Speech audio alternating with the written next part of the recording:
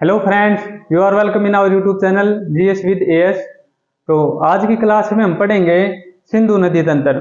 आज का जो हमारा टॉपिक है, सिंधु नदी से जुड़े हुए जितने भी क्वेश्चन हमारे एग्जाम में, कम्पिटिटिव एग्जाम में पूछे जाते हैं, उनको हम डिस्कस करेंगे। तो देखो, हमारे भारत में अगर हम बात करें तो कुल मिला के छोटी बड़ी नदियों को मिला दें तो हम 4000 के आसपास नदियां हैं। ठीक है, तो 4000 के आसपास नदियां हैं और सभी को पढ़ना पॉसिबल नहीं होता। एग्जाम में जो भी क्वेश्चन पूछे जाते हैं वो उनके दो आधार होते हैं। एग्जाम में क्वेश्चन नदियों से जुड़े हुए जो भी क्वेश्चन पूछे जाएगा उसका एक आधार तो ये होगा कि जो नदी फेमस है उससे क्वेश्चन पूछा जाता है, दूसरा जो नदी न्यूज में है उससे क्वेश्चन पूछा जाएगा।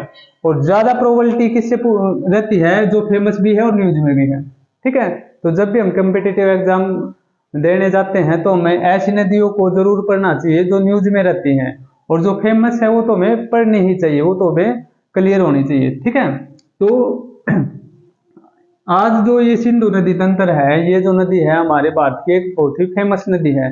क्यों?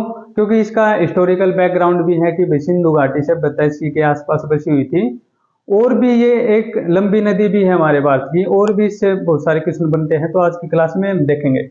तो देखो, सबसे पहले बात करें हम नदी तंत्र क्या होता है। सबसे पहले नदी क्या होती है? नदी क्या है कि जो पानी है पहाड़ों से निकल के और ग्रेविटी के कारण ढलान की तरफ जाता है, और सबसे नीची जगह पृथ्वी पर क्या होते हैं? समुद्र। ठीक है, सबसे नीची जगह समुद्र होते हैं, तो पानी हमेशा समुद्र की तरफ जाएगा। ये जो पूरा रास्ता होता है जहां से पानी बह के जाता है, इसको कहते हैं हम नदी। ठीक है, अब इस नदी के अंदर बहुत सारी छोटी छोटी नदियां भी मिलती हैं ऐसे। तो ये जो पूरे की पूरा ये सिस्टम है, इसको हम बोलते हैं नदी तंत्र। एक बड़ी नदी में, ये जैसे एक बड़ी नदी है, इसमें छोटी छोटी नदियां आके मिलती हैं, इसको क्या बोलते हैं हम? नदी तंत्र। तो आज की जो क्लास है हमारी, उसमें ये मेन नदी क्या रहेगी? हमारी सिंधु। और ये जो इसके जो सहायक नदियां हैं, ये 5 से सहायक नदियां हैं, उनको भी हम आज की क्लास में देखेंगे। इसलिए हमारी क्लास का नाम क्या है? सिंधु नदी तंत्र। ठीक है, अब देखो, भारत की जो नदियां हैं, हमने सुविधा के आधार पे उनको 2 भागों में बांटा हुआ है। भारत की जितनी भी नदियां हैं, सुविधा के आधार पे हमने क्या किया है? उनको 2 आधार में 2 तरह से बांटा हुआ है। पहली है हमारी हिमालयी नदियां, हिमालय या हिमालयी नदियां, और दूसरी है हमारी जो हमारे दक्षिण भारत में जो बहती हैं, या हम उनको कह सकते हैं प्रायद्वीपीय नदियां। प्रायद्वीपीय नदियां। ठीक है, तो सुविधा के आधार पे हमने नदियों को, भारत की जो नदियां हैं उनको 2 तरह से बांटा हुआ है, हिमालयन नदियां और प्रायद्वीपीय नदियां। हिमालय नदियां क्या है? जो हिमालय पे जो ग्लेशियर बने हुए हैं, बर्फ के जो पहाड़ हैं, ये नदियां उनसे बह के आती हैं। इसलिए जो हिमालय नदियां हैं, ये हिमालय नदियां पूरे साल बहती है, साल भर बहती रहती है। ठीक है, हिमालय नदियां क्या है? साल भर बहती रहती हैं, और इनका रास्ता लंबा होता है, इसलिए ये लंबी नदियां होती हैं। ये क्या है? लंबी नदियां हैं। और ये नदियां, जो हिमालय की नदियां हैं, वो अरब सागर में भी गिरती हैं और बंगाल की खाड़ी में भी गिरती हैं। ठीक है, प्रायद्वीपीय नदियां, जो हमारा प्रायद्वीपीय भारत है, जो हमारा पठारी भारत है, उसके अंदर जो नदियां बहती हैं उनको बोलते हैं प्रायद्वीपीय नदियां। ये नदियां पूरे साल, इनमें एक सा लेवल नहीं रहता पानी का, या हम कह सकते हैं कि ये बारिश पे निर्भर होती हैं। ये जो प्रायद्वीपीय नदियां हैं, ये क्या है? बारिश पर निर्भर होती हैं, क्योंकि हमारे सिर्फ हिमालय के अंदर ही बर्फ के पहाड़ मिलते हैं, बाकी जो भारत है वहां पर बर्फ के पहाड़ नहीं मिलते। ठीक है, क्योंकि नीचे ठंड नहीं होती इतनी। तो प्रायद्वीपीय नदियां हैं, ये भी हमारा एक अलग से हमारा जो टॉपिक होगा उसमें हम पढ़ेंगे प्रायद्वीपीय नदियां। आज की क्लास में सिर्फ हम सिंधु नदी के बारे में डिस्कस करते हैं।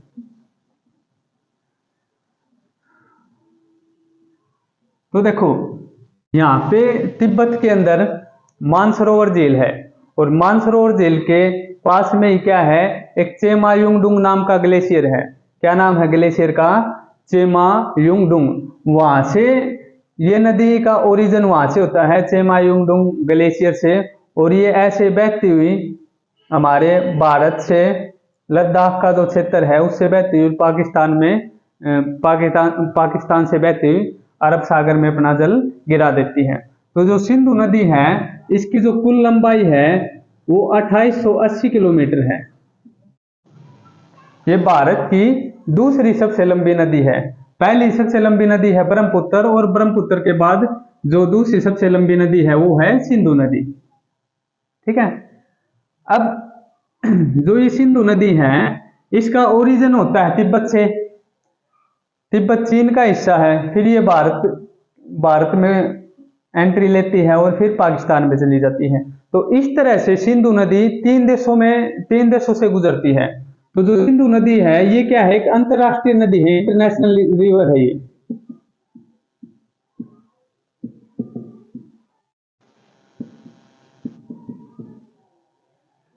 ठीक है। तो नदियां क्या है हमारी, कुछ नदियां क्या है इंटरनेशनल है। कौन कौन सी है? ब्रह्मपुत्र है, सतलुज है, और क्या है, ब्रह्मपुत्र, सतलुज और सिंधु। ये तीनों क्या है हमारी इंटरनेशनल रिवर है। तो ये जो सिंधु नदी है ये तीन देशों से होकर गुजरती है, इसलिए क्या है, ये एक अंतरराष्ट्रीय नदी है। ठीक है। अब देखो इसकी जो ये लंबाई है 880 किलोमीटर, ये सारी की सारी भारत में नहीं है। ये तिब्बत से लेके फिर इंडिया और पाकिस्तान टोटल मिला के इसकी लंबाई 2880 किलोमीटर है। भारत में थोड़ी सी बहती है, इसलिए जब ये बोला जाए कि सिर्फ भारत में बहने वाली सबसे लंबी नदी है तब नाम आता है गंगा नदी का सबसे पहले। लेकिन अगर ये पूछा जाए कि कुल लंबाई कौन सी नदी की सबसे ज्यादा है, चाहे वो भारत और भारत के साथ दूसरे देश में भी बहती है, तब नाम आता है ब्रह्मपुत्र और सिंधु नदी का। पहले नंबर पे ब्रह्मपुत्र आती है और उसके बाद कौन सी नदी आती है, सिंधु नदी। ठीक है। तो क्या है, इसकी लंबाई 2880 किलोमीटर है, और तिब्बत से निकलती हुई भारत से पास होती, पाकिस्तान से पास होती, ये अरब सागर में अपना जल गिरा देती है। तो इसकी सहायक नदियां बहुत सारी हैं, लेकिन आज की क्लास में हम सिर्फ 5 नदियों, जो 5 इसकी मुख्य सहायक नदियां हैं उसको पढ़ेंगे, क्योंकि सभी सहायक नदियों को पढ़ना पॉसिबल नहीं होता, क्योंकि बहुत बड़ी क्लास हो जाती है। तो आज की क्लास में हम सिंधु नदी की जो मेन सहायक नदियां हैं कौन कौन सी है वो, एक तो खुद सिंधु नदी है। ठीक है। अब इसकी सहायक नदियां कौन कौन सी हैं, मेन ये है झेलम, चिनाब, रावी, व्यास और सतलज। तो ये 5 इसकी मुख्य सहायक नदियां हैं। तो आज की क्लास में हम इनको भी पढ़ेंगे और सिंधु नदी के बारे में देखेंगे। तो ये जो 5 नदियां हैं, जब देखो मैंने यहाँ पे बनाया हुआ है कि ये 5 नदियां जब हम पश्चिम से पूर्व की तरफ चलते हैं, पश्चिम से वेस्ट टू ईस्ट, जब हम ऐसे इस दिशा में देखते हैं तो सबसे पहले कौन सी नदी आती है, सबसे पहले सिंधु नदी। देखो सबसे इधर से देखेंगे हम, सबसे पहले कौन सी नदी आती है, सिंधु नदी। फिर उसके बाद पूर्व की तरफ आएंगे, पूर्व की तरफ दूसरी कौन सी नदी है, झेलम, फिर चिनाब, फिर रावी, फिर व्यास और फिर सतलज। तो सबसे इधर क्या है, पश्चिम की तरफ है सिंधु नदी, और सबसे पूर्व की तरफ कौन सी नदी है, सतलज। ठीक है। तो बाएं तट पर, सिंधु नदी के बाएं तट पर मिलने वाली नदियों का जो क्रम है पश्चिम से लेके पूर्व, वो इस तरीके से है। अब बायां तट कौन सा होता है नदी का, जैसे जहां से नदी ओरिजिन होती है, यहां से नदी निकली तो यहां से देखेंगे हम ऐसे, ये जो हमारा ये है राइट हैंड, ठीक है, तो ये दायां तट हो जाएगा, और ये क्या है, लेफ्ट हैंड। तो जहां से नदी निकलती है वहां से देखेंगे बायां तट। तो यहाँ से मान लिया यहाँ से नदी ओरिजिन होती है, यहाँ से उद्गम है नदी का, यहाँ से निकलती है, तो ये जो इस तरफ की साइड होगी ये बायां तट होगा। तो बाएं तट पे मिलती है ये सारी की सारी नदियां हैं, 5 की 5 नदियां हैं, ये सिंधु नदी के बाएं तट पर मिलती है। ठीक है, ये बात याद रखना, ये पांचों नदियां सिंधु नदी के बाएं तट पर मिलती है। आपको एक एक बात नोट कर लेनी है, ठीक है, क्योंकि जितना मैं बोलता हूँ लिखना पॉसिबल नहीं होता।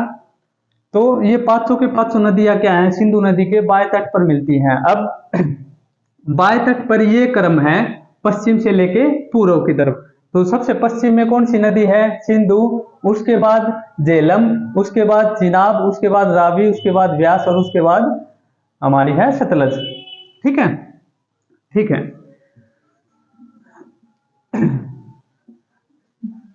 अब जो हमारी हिमालय नदियां हैं, हिमालय की नदियां हैं, उनमें से कुछ नदियां पूर्ववर्ती नदियां हैं।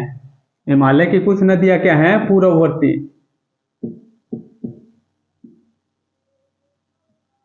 पूर्ववर्ती, पूर्ववर्ती का मतलब क्या है, ऐसी नदियां जो हिमालय के उत्थान से पहले बहती हैं। ऐसी नदियां जो हिमालय का उदय होता है, उस उदय से पहले से बहती आ रही हैं, ऐसी नदी को बोलते हैं हम पूर्ववर्ती नदियां। ठीक है, ये कौन कौन सी है, ये है सिंधु, सतलुज और ब्रह्मपुत्र।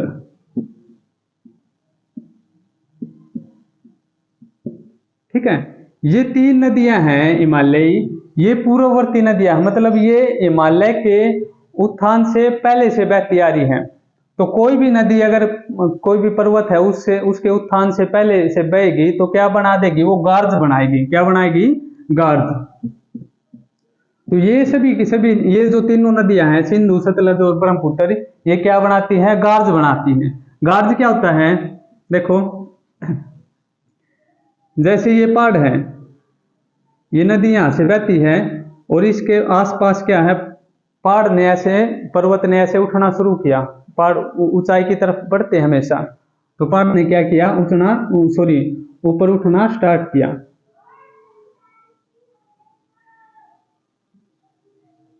ठीक है, लेकिन नदी अपने इस रास्ते से बहती आ रही है, पहाड़ क्या हुआ, फिर और ऊंचा उठ जाता है पहाड़। लेकिन नदी है अभी भी इसी रास्ते से बहती हुई आ रही है। ठीक है, तो ये जो गहरी सी खाई बन जाती है, जो गहरी खाई होती है, इसको बोलते हैं गार्ज। ठीक है, जैसे एक नदी ऐसे बहती हुई जा रही थी और उसके आसपास ऐसे पहाड़ का, पर्वत का उत्थान होना शुरू हो जाता है। लेकिन नदी है वो तो नीचे ही बहती रहेगी और उसके दोनों किनारों की तरफ पर्वत है वो ऐसे ऊपर उठता चला जाएगा। तो क्या होगा, थोड़े टाइम के बाद, थोड़े टाइम से मतलब ये नहीं है कि 5-10 साल, ये लाखों सालों की बात है। ठीक है, तो कुछ समय के बाद क्या होता है, कुछ समय का मतलब लाखों सालों के बाद क्या होगा कि जो पर्वत है वो बहुत ऊंचे उठ जाएंगे और जो नदी है वो अभी भी नीचे वहीं पे बह रही है। तो ऊपर से देखेंगे तो वो जो नदी है हमें एक खाई में बहती हुई दिखाई देती है कि जो नदी है बहुत नीचे बह रही है। तो ये जो खाई होती है पूरी बड़ी, इसको बोलते हैं गार्ज। ठीक है, इसको क्या बोलेंगे, गार्ज। तो गार्ज कौन सी नदी बनाएगी, गार्ज वही नदी बनाएगी जो क्या है, जो किसी पर्वत के उत्थान से पहले बहती हैं। तो ये जो तीन नदियां मैंने लिखी है यहाँ पे, कौन कौन सी, सिंधु, सतलज और ब्रह्मपुत्र, ये तीनों नदियां हिमालय के उत्थान से पहले से बहती आ रही हैं, इसलिए नदियां क्या बनाती हैं, गार्ज का निर्माण करती हैं। ठीक है, यहाँ पे मैंने मेन गार्ज लिखे हैं यहाँ पे। जैसे सिंधु गार्ज है, वो सिंधु गार्ज है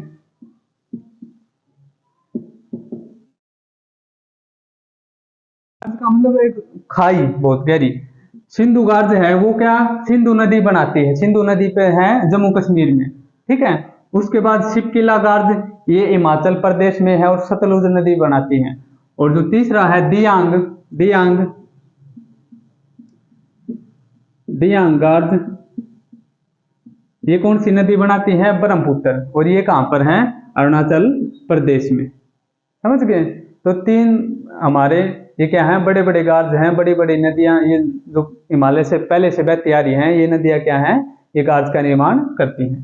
ठीक है, तो सिंधु क्या है, सिंधु नदी अंतरराष्ट्रीय नदी है और ये गार्ज का निर्माण करती है। ये एक पूर्ववर्ती नदी है, इसलिए ये गार्ज का निर्माण करती है। ठीक है, ठीक है। अब देखो अब सिंधु नदी तंत्र की जो अन्य नदियां हैं उनके बारे में हम डिस्कस करेंगे। तो सबसे पहले अगर हम डिस्कस करें इधर से, ये है हमारी झेलम नदी, झेलम, ठीक है, झेलम नदी। तो ये जो झेलम नदी है इसका उद्गम कहाँ है, ये कहाँ से ओरिजिनेट होती है, शेषनाग झील से।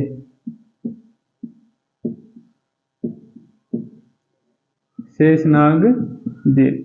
हाँ, एक बात याद रखना भाई कि कश्मीर, जम्मू कश्मीर के अंदर जितनी भी झीलें हैं ना, वो मतलब जितनी मैक्सिमम झीलों का नाम है ना नाग से मिलेगा।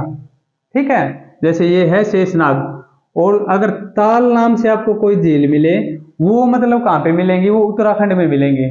ठीक है, तो ताल नाम से जो अधिकतर जिले हैं हमारे भारत में उत्तराखंड में है, और नाग नाम से बहुत सारे जिले हैं, ये कहाँ पे मिलेंगे आपको, जम्मू एंड कश्मीर में। तो झेलम नदी का जो उद्गम है ये शेषनाग झील से होता है। ठीक है, शेषनाग झील से, यहाँ से ये शेषनाग झील है, यहाँ से होता है, फिर आगे बहती है। इसी के किनारे पे श्रीनगर बसा हुआ है, श्रीनगर झेलम नदी के किनारे पर बसा हुआ है। आगे जाके ये यहाँ पे ये बुलर झील है, बुलर झील में मिल जाती है। और फिर क्या है, ये यहाँ पे बॉर्डर बनाती हुई, इधर क्या है, पाकिस्तान, ये पाकिस्तान है। ठीक है, ये भी पाकिस्तान है। तो ये भारत और पाकिस्तान के बीच में बॉर्डर बनाती हुई यहाँ पे पाकिस्तान में जाके इस चिनाब नदी में मिल जाती है। ठीक है, और आगे जाके फिर अरब सागर में गिर जाती है। तो एक बात आप याद रखना कि ये जो सिंधु नदी की 5 सहायक नदियां हैं, ये यहाँ पे पाकिस्तान में जाके सिंधु नदी में मिल जाती है, 5 के 5। और ये जगह है, इस जगह का नाम है मिठानकोट। इस जगह का क्या नाम है, मिठानकोट।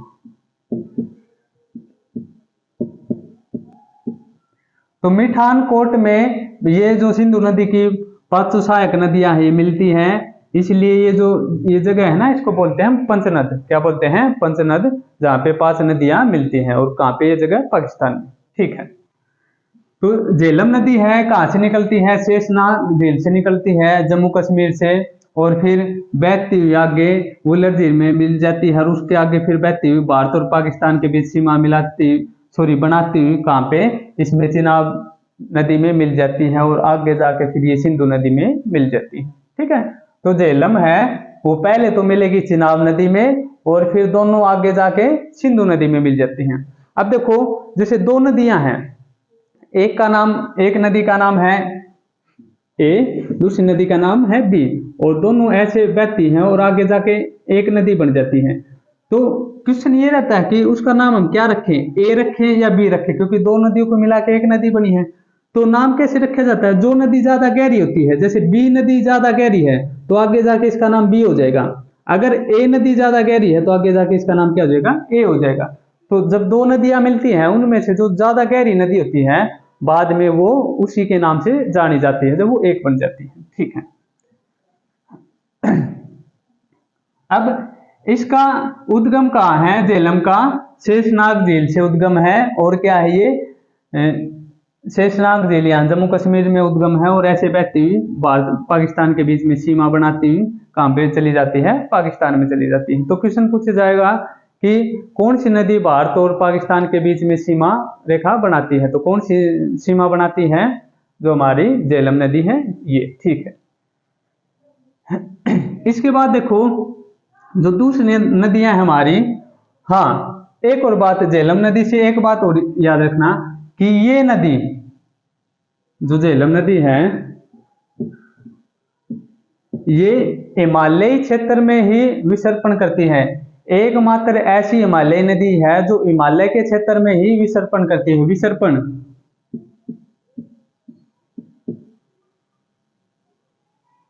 विसर्पण देख लेना भाई, स्पेलिंग गलत हो तो।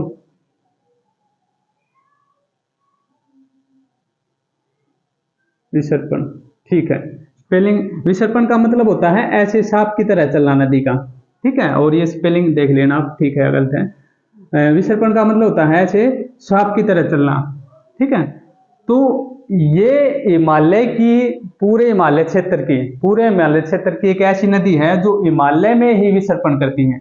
बाकी नदियां है ना जो मैदानी इलाकों में जाके विसर्पण करती है, लेकिन जो झेलम है जब यहाँ पे जाती है, झेलम आगे जाती है तो यहाँ पे क्या है, ढलान कम हो जाता है। तो जब नदी ऐसे ज्यादा ढलान है, जैसे पहाड़ से निकली ऐसे, तो जब ज्यादा ढलान है तो विसर्पण नहीं करती, वो ऐसे सीधी बहेगी। लेकिन जब ढलान कम हो जाता है, जैसे ढलान कम होता है, मैदान आ जाता है, तो ऐसे ऐसे वो चलने लग जाती है, विसर्पण करती। तो जो झेलम नदी है ये जब आगे जाती है तो वो इलाका थोड़ा मैदानी इलाका है, इसलिए ये नदी क्या करती है, विसर्पण करती है हिमालय के अंदर ही। ठीक है, विसर्पण तो बहुत सारी नदियां करती है, गंगा भी करती है, ब्रह्मपुत्र भी करती है, लेकिन वो हिमालय के अंदर विसर्पण नहीं करती। वो विसर्पण कहाँ पे करती है, मैदानी इलाकों में आके। लेकिन ये जो झेलम नदी है ये हिमालय के अंदर ही विसर्पण करती है, हिमालय क्षेत्र के अंदर। तो आप ऐसे याद रखना है किशन की हिमालय की एकमात्र ऐसी नदी झेलम नदी है जो हिमालय क्षेत्र में ही विसर्पण करती है, सांप की तरह चलती है। और देखो जो नदियां ऐसे विसर्पण करती है ना, वो ये गोखुर झीलों का निर्माण करती हैं। ठीक है, गोखुर झील क्या होती है, जैसे ऐसे नदी विसर्पण करती हुई जा रही थी और फिर क्या हुआ, फिर ये ऐसे सीधी चली गई। पहले ये ऐसे बहती हुई जा रही थी, लेकिन कुछ टाइम के बाद फिर ये ऐसे बहने लग जाती है। तो ये जो इलाका बचता है, जो पानी का इलाका, ये झील बन जाती है और इसको क्या बोलते हैं, गोखुर झील। ठीक है, ये हम किसी अलग वीडियो में डिस्कस करेंगे। हाँ, तो झेलम क्या है, एकमात्र ऐसी नदी है जो क्या करती है, हिमालय क्षेत्र में विसर्पण करती है। ठीक है, उसके बाद अंतनाग से लेकर बारामूला तक, अंतनाग से लेकर बारामूला तक इस नदी में क्या है, नाव चलती है। ठीक है, नौकागम्य है ये। इस नदी में बारामूला से लेकर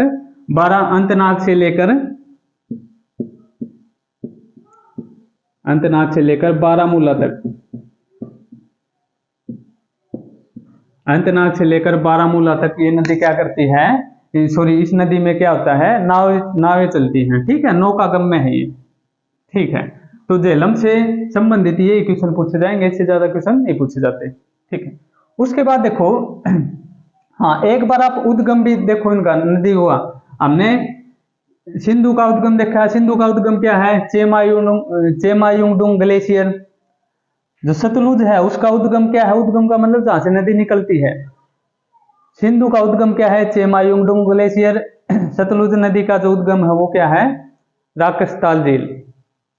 और जो हमारी झेलम है इसका उद्गम क्या है, झेलम नदी का, यहाँ पे शेषनाग झील है। शेषनाग झील से, यहाँ पे शेषनाग झील है, यहाँ से इसका उद्गम है। तो तीन नदियों का हमने उद्गम देखा। उसके बाद देखो जो हमारी चिनाब है, चिनाब नदी का उद्गम कहाँ से होता है, बाराचला दर्रा से। दर्रा क्या होता है, जैसे दो पहाड़ हैं या कोई पहाड़ है, उस पहाड़ के बीच में जो रास्ता होता है, ऐसे साफ रास्ता, प्लेन रास्ता। पहाड़ को दो तरीके से क्रॉस किया जा सकता है। एक तो ऊपर चढ़ के ऐसे पास करें, एक पहाड़ के आर पार रास्ता हो। जो आर पार रास्ता होता है उसको बोलते हैं दर्रा, उसको क्या बोलते हैं, दर्रा। इंग्लिश में इसको बोलते हैं पास। तो जो हमारी क्या है, चिनाब नदी है, इसका उद्गम कहाँ है, इसका उद्गम है बाराचला दर्रा, हिमाचल प्रदेश में। और जो व्यास नदी है इसका जो उद्गम है वो क्या है, रोहतांग दर्रा।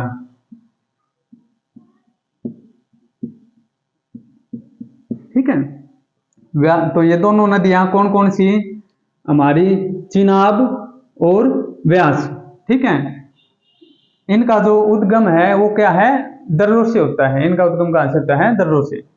अब चिनाब के, इसके व्यास के साथ साथ जो हमारी रवि नदी है और व्यास नदी है, रवि और व्यास नदी है, इन दोनों का उद्गम कहां से होता है, रोहतांग दर्रे से। और चिनाब नदी का उद्गम कहां से होता है, बाराचला दर्रा, हिमाचल प्रदेश से। तो तीन नदियों का जो उद्गम है, देखो तीन नदियां कौन कौन सी, चिनाब, रावी और व्यास। ये जो तीन नदियां हैं इनका उद्गम हिमाचल से होता है। ठीक है, तीन नदियां कौन कौन सी, चिनाब,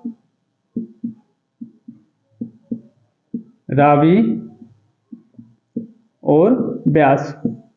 ये जो तीनों नदियां हैं इनका उद्गम कहां से होता है, हिमाचल प्रदेश से। और एक जो नदी है झेलम, इसका उद्गम कहां से होता है, जम्मू एंड कश्मीर से। और सिंधु और सतलुज है, सिंधु और सतलज, इन दोनों का उद्गम कहाँ होता है? इनका उद्गम होता है तिब्बत से। ठीक है, चीन का पार्ट है, समझ गए? तो ये इनके क्या है? उद्गम स्थल। ठीक है, अब इसके बाद देखो सतलुज, जो हमारी सतलज नदी है,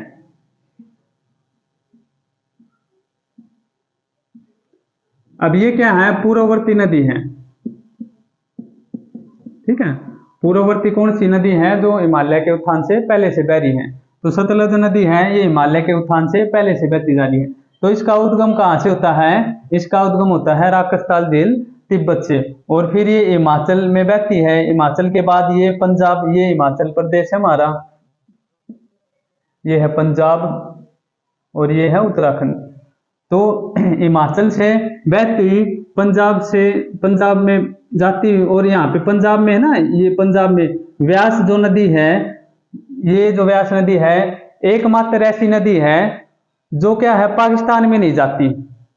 ठीक है, सीधी पाकिस्तान में नहीं जाती। बाकी ये जो सारी नदियां देखते हैं हम, 5 की 5 नदियां, सिंधु की देखो, सिंधु को मिला के 6 नदियां हैं, और उनमें से 5 सहायक नदियां हैं। तो 500 में से सिर्फ जो व्यास है, व्यास नदी भारत के अंदर ही दूसरी नदी में मिल जाती है। बाकी ये चारों नदी है, जैसे कि झेलम है, चिनाब है, रावी है, ये सारी की सारी नदियां, सतलज है, ये पाकिस्तान में जाके सिंधु नदी में मिलती हैं। ठीक है, तो हमारे देश में ये किसी नदी में नहीं मिलती, ऐसे ही क्रॉस हो जाती है। लेकिन जो व्यास नदी है ये सतलुज में मिल जाती है, हमारे देश में ही, पंजाब के अंदर ही सतलुज नदी में ये मिल जाती है, और यहाँ से फिर ये सतलुज बन के बहती है। समझ गए? सतलुज बन के क्यों बहती है? क्योंकि सतलुज नदी गहरी नदी है, इसलिए इसका नाम आगे क्या पड़ जाता है? सतलुज पड़ जाता है। समझ गए? ठीक है, तो सतलुज नदी का उद्गम क्या है? सतलुज नदी का उद्गम है राकसताल झील तिब्बत और हिमाचल से बहती हुई पंजाब में इसके अंदर व्यास नदी मिल जाती है, और यहाँ पे ये फिर पाकिस्तान में चली जाती है, और मिठानकोट में यहाँ पे जाके ये क्या करती है? सिंधु नदी में मिल जाती है, और अब अरब सागर में अपना जल विसर्जित कर देती हैं। अब इसके बाद देखो, ये हमने सिंधु नदियों, जो सिंधु की सहायक नदियां हैं, इनके बारे में पढ़ा। कौन कौन सी हैं? झेलम, चिनाब, रावी, व्यास और सतलज। तो देखो, ये जो 5 नदियां हैं सिंधु नदी की सहायक नदियां, क्या है कि भारत से होती हुई ये पाकिस्तान में जाती हैं। तो जब दो देशों के बीच से कोई नदी, 2 या 2 से ज्यादा देशों के बीच में नदी बहती है, तो पानी को लेके विवाद हो जाता है कई बार देशों के बीच में, कि भाई कौन सा देश उस नदी का पानी कितना यूज कर सकता है। ठीक है, तो हमारे देश में भी इन नदियों के पानी को लेकर भारत और पाकिस्तान के बीच में एक विवाद होता है, और फिर उसका जो विवाद होता है उस पर एक समझौता होता है। इस समझौते का नाम होता है सिंधु जल समझौता। सिंधु जल समझौता कब होता है? ये होता है 1960 में। कब होता है? 1960 में। और कौन करवा, जब भी कोई समझौता करवाता है, कोई मीडिएटर होता है बीच में, तो इसमें मीडिएटर कौन है? विश्व बैंक।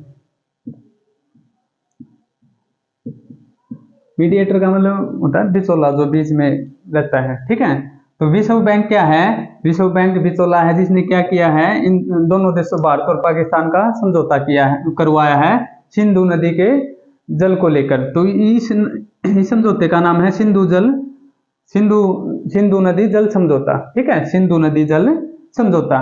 तो क्या समझौता है ये देखो, जैसे ये 5 तो सहायक नदियां हैं और एक है सिंधु, टोटल नदी है 6। टोटल नदी क्या है? 6। तो इन 6 नदियों में से सिंधु,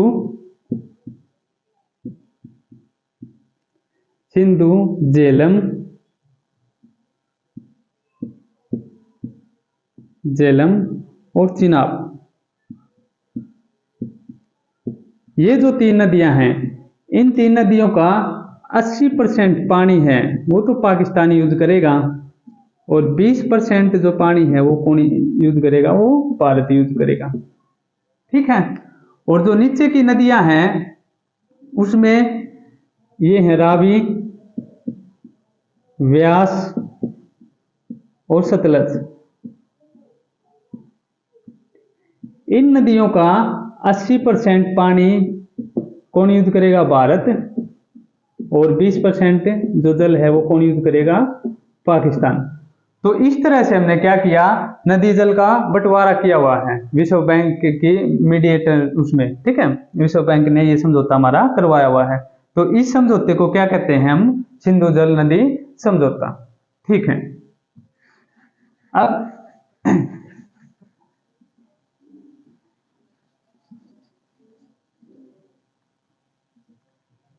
इसके बाद देखो एक क्वेश्चन और लिख लेते हैं कि भारत की सबसे लंबी नदियां हैं, तो कौन कौन सी हैं। सबसे लंबी नदी है भारत की ब्रह्मपुत्र। ठीक है। उसके बाद है सिंधु, फिर है गंगा, गंगा के बाद है सतलज, सतलज के बाद है गोदावरी, और फिर है यमुना। ठीक है। तो ये क्या है, भारत की 6 सबसे लंबी नदियां हैं। ठीक है। तो आज की जो क्लास है हमने सिंधु नदी के बारे में पढ़ा। सिंधु नदी का जो उद्गम है यहाँ पे तिब्बत से होता है और ऐसे बहती पाकिस्तान में चली जाती है, और इसकी ये सहायक नदियां हैं झेलम, चिनाब, रावी, व्यास और सतलज, इनके बारे में हमने देखा। तो नेक्स्ट वीडियो में हम क्या देखेंगे, नेक्स्ट वीडियो में हम पढ़ेंगे गंगा नदी तंत्र के बारे में, क्योंकि वो बहुत ही इंपॉर्टेंट है, हमारे देश की सबसे लंबी नदी है जो हमारे देश में बहती है, और बड़ा जो एरिया है उसको वो कवर करती है। ठीक है। तो आज के लिए इतना काफी है। Thank you.